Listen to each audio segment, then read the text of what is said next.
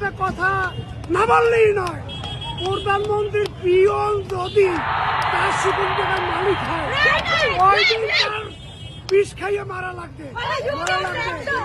আর প্রধানমন্ত্রী যারা ওদের যারা পৃষ্ঠপোষক আছে, তারা হাজার হাজার কোটি টাকা বিদেশে লইয়ে গেছে, বুঝলেন?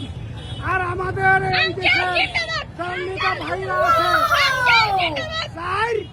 40,000 আমাদের ভাইদের, আমাদের নেতাদের মিথ্যা মামলা দিয়া জেলে রাখছে।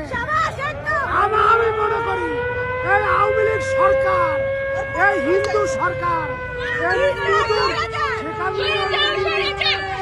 মোদীর স্বামী, শেখ হাসিনা হল মোদীর স্বামী, বুঝলেন? শেখ হাসিনার স্বামী হলো মোদী। এই জন্য হিন্দু রাষ্ট্র বানাচ্ছে। আজকের এই বাংলাদেশে কোনদিন এই আওয়ামী লীগের নাম, শেখ হাসিনার নাম আর একটা কথা বলি, আমার মায়েদের, আমার সন্তানদের তারা পাখির মতো গুলি করে মেরেছে। তারা কোটালীপাড়ার বড় বড় পুলিশ কর্মকর্তা, তোরা যাবি কই? তোদের গুলি দিয়ে মারবো, তোদেরও গুলি দিয়ে মারবো। এরকম তোদের উপায় নাই, সে ডিআইজি হোক, ডিআইজি হোক, এসে কোনো উপায় নাই। আমাদের সন্তানদের পাখির মতো মারছে, বুকটা ফাটিয়ে দেয়। এইটি গণতন্ত্র? শেখ হাসিনা পাপ বাপকেও ছাড়ে না জীবনে।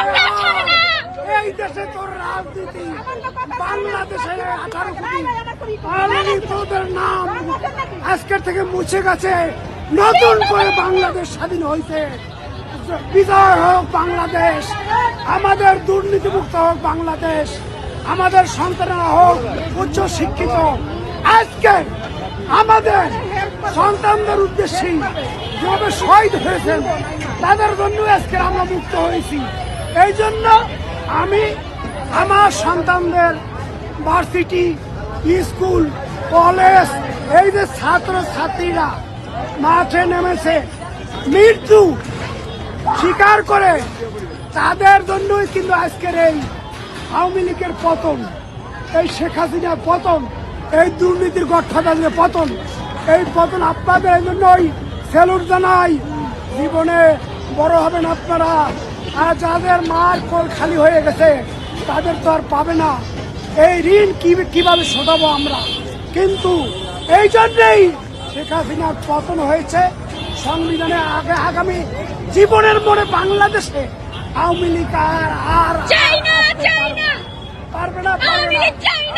আল্লাহ হাফেজ।